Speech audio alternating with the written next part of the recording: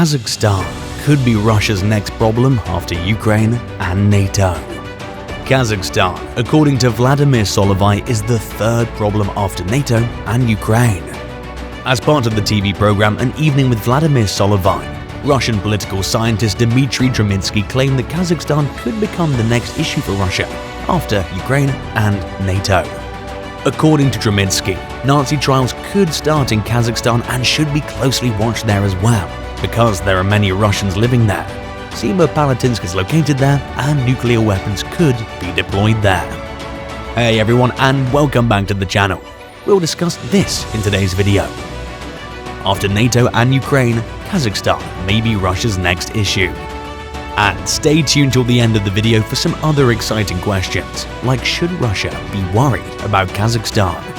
Roman Vasilenko, Kazakhstan's Deputy Minister of Foreign Affairs, was compelled to comment on the subject by the existing state of affairs. Based on Vasilenko, we believe that Trubitsky's remarks firstly do not reflect the official position of the Russian Federation. Secondly, they harm the historically close relations between Kazakhstan and the Russian Federation. And thirdly, they deserve an appropriate response from the Russian authorities.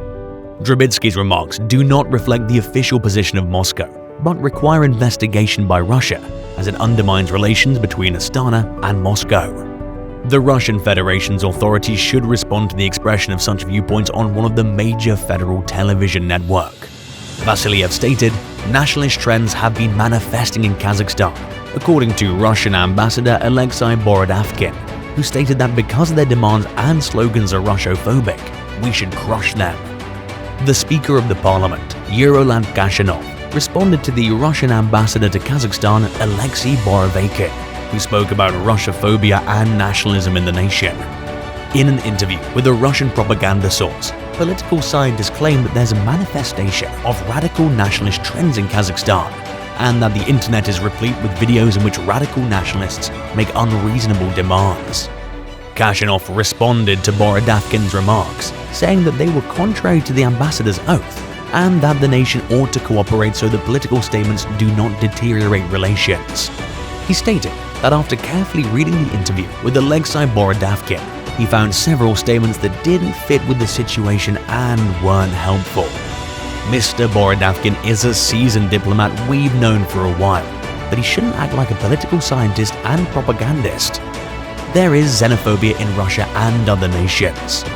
Our bot media reported that a petition calling for the resignation of Alexei Borodavkin had surfaced online. Kazakhstanis demanded that the diplomat be expelled from the nation. The author of the publication emphasized that the ambassador permitted himself to make unacceptable statements about the people of Kazakhstan, threatened with potential interference in the country's internal affairs, and even inferred what language to speak. By the end of 2020, according to Russian President Vladimir Putin, the Kazakhs will not be a sovereign nation. Yevgeny Fedorov, a fellow United Russia Party delegate, echoed Yaroslav Nikhanov's claim that Kazakhstan does not exist and that the country's territory is a wonderful gift from the Russian Federation and the Soviet Union.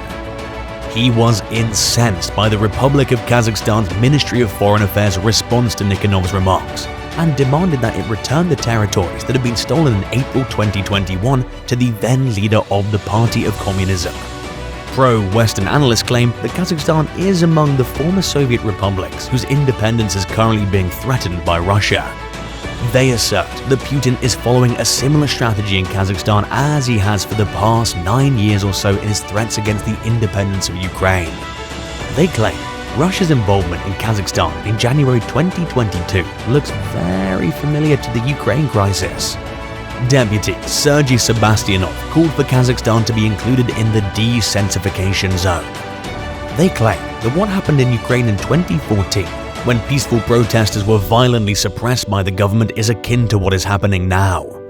Capitalizing on domestic unrest in 2014, Putin ordered to annex Crimea, a Ukrainian territory home to a significant Russian naval base. Shortly after, he supported a war led by so-called Russian-speaking separatists. The situation in Ukraine's Crimea region in April 2014, when Russian soldiers first appeared there, forced Ukrainian soldiers to leave their posts and oversaw a referendum that permitted Crimea to be integrated into the Russian Federation.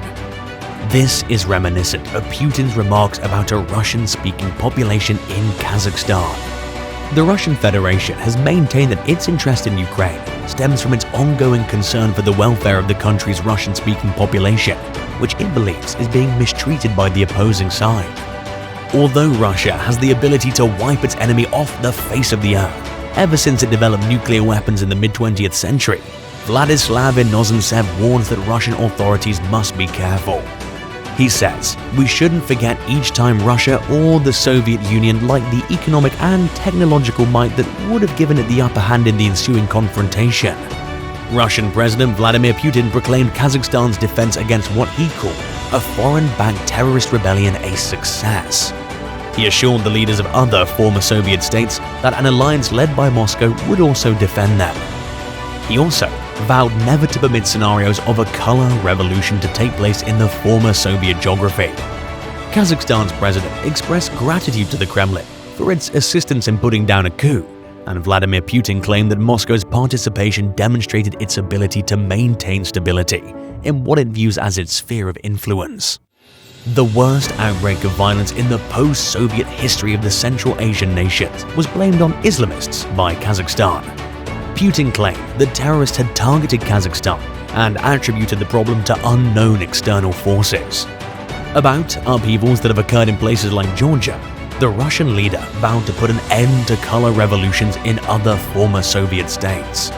Ukraine and Belarus. Putin emphasized that the forces had only been dispatched to Kazakhstan for a short period, saying that the Collective Security Treaty Organization's actions made it apparent that we would not allow anyone to destabilize the situation at our home. At a virtual summit of the CSTO military alliance of former Soviet republics, Putin stated that the organization had successfully prevented the complete deterioration of the domestic situation in Kazakhstan and prevented terrorists, criminals, looters, and other criminal elements. According to Dmitry, training military intervention in Kazakhstan is a significant move by Russia. It would be risky if the Russian forces' mission were to expand, leading to mass aliyah. While acknowledging that attempts to meddle in the internal affairs of our state from the outside have been made, he continued the actions taken by the CSTO, which have made it abundantly apparent that we will not allow the situation to become unstable at home. Alternately, Kazakhstan, like Belarus, may become a more dependable ally and partner for Russia if Russia successfully supports the regime and makes it more pro-Russian in both words and deeds. At that time, the circumstances appear to favor the latter scenario, which explained the Kremlin's decision to proceed with the intervention. Kazakhstan's multi-vector foreign policy would then be streamlined, as has recently occurred in Minsk and Yerevan. Should Kazakhstan be concerned about Russia? So that is it for today's video. Well, what are your thoughts on the Russia-Ukraine never-ending war? Will things ever get back to normal? Let us know in the comments section. Make sure to subscribe to the channel and press the bell icon. Thanks for watching.